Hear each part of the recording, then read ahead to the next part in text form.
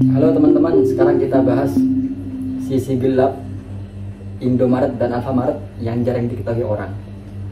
Jadi ini ada pegawai di minimarket tersebut, ya. Dia sendiri batin kerja di sana hampir menangis, tiap saat malahan nangis terus. Saat menjadi karyawan baru, dia tuh merasa senioritas sangat terasa.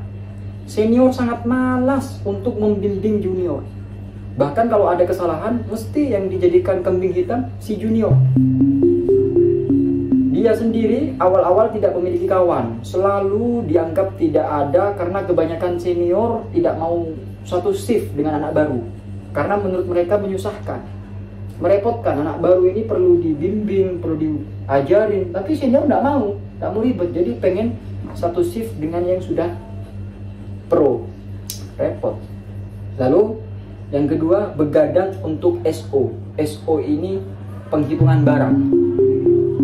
Waktu itu dia shift kedua dari jam 3 sampai jam 11 malam dan akan dilakukan SO. Saya kira hanya setengah jam selesai. Ternyata itu dilaksanakan dari tutup sampai buka toko. Berarti ini tidak tidur sama sekali untuk menghitung seluruh barang di toko. Berarti SO itu semua barang dihitung ternyata. Ya setengah jam nggak cukup ternyata memang. Berarti ini begadang ya, benar-benar begadang. Definisi begadang nggak tidur semalaman berarti. Kebetulan dia ini langsung masuk shift 1, otomatis nggak tidur. Hari pertama shift 2, pulangnya jam 11, ternyata masih SO.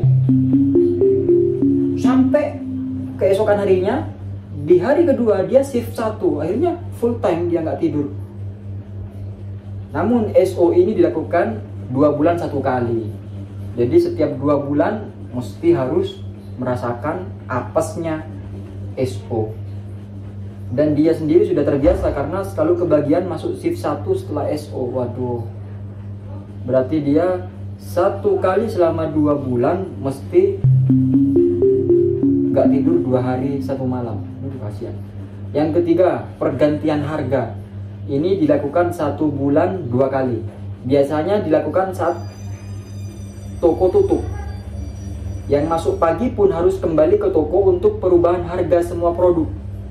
Biasanya kami mengerjakannya sampai jam 2 atau jam 3 subuh. Karena banyak harga yang harus diganti. Jadi gantinya itu saat-saat sepi. Jam 2, jam 3 subuh itu kan sepi. Diganti saat itu. Sering terjadi perbedaan harga antara di rak dan mesin kasir karena memang tidak fokus dan terlalu lelah. Nah, inilah yang menjadi banyak keluhan pelanggan. Loh mbak, ini kok harganya beda di kasir sama di rak. Jadi ini penyebabnya karena karyawan. Nah ini sekarang kita lihat di sudut pandang karyawan, ternyata melelahkan. Dia ngurusnya berapa? 1 bulan 2 kali. Itu pun kadang koordinasi antara shift 1 dan shift 2 juga kurang ya. Itulah yang menjadi sering kesalahan selisih harga. Saat training sudah diajarkan jika perbedaan harga seperti itu, customer mendapatkan harga yang tertulis di rak. Otomatis kasir yang nombok kekurangannya. Nah ini konsekuensinya. Jika selisih ternyata ya pihak karyawan yang mengganti rugi. Dia sendiri pernah nombok hal seperti itu, tapi ya itu karena kesalahan kami sendiri, karena tidak teliti saat memasang harga. Oke, bagus. Yang keempat, barang hilang. Nah, ini semua toko merasakan ya, terutama di Indomaret. Barang hilang kebanyakan orang pasti sudah tahu kalau barang hilang itu tanggung jawab pegawai. Oke. Nah, dia sendiri salah satu yang kurang beruntung karena ditempatkan di toko yang terkenal memiliki barang hilang besar. Kasihan. Dia pernah sampai mengganti barang 2 juta per orang dengan 13 karyawan. Berarti 26 juta ini. Dan biasanya banyak yang resign karena hal itu. Dia salah satu orang yang bertahan dengan cicilan barang gaib. Tidak lama dia dimutasi ke toko normal karena sebelumnya dia toko 24 jam. Akhirnya sekarang dia di toko normal. Dia mengira barang hilang kecil, tapi ya dia apes lagi, ditempatkan toko yang nota barang hilangnya lumayan besar. Per bulan dia harus membayar 300.000. Puncaknya saat ada sidak dari kantor, ternyata barang hilang kembali naik yang mengharuskan membayar 1 juta per orang dari 5 karyawan. Miris. Dan ternyata ijazah ini ditahan.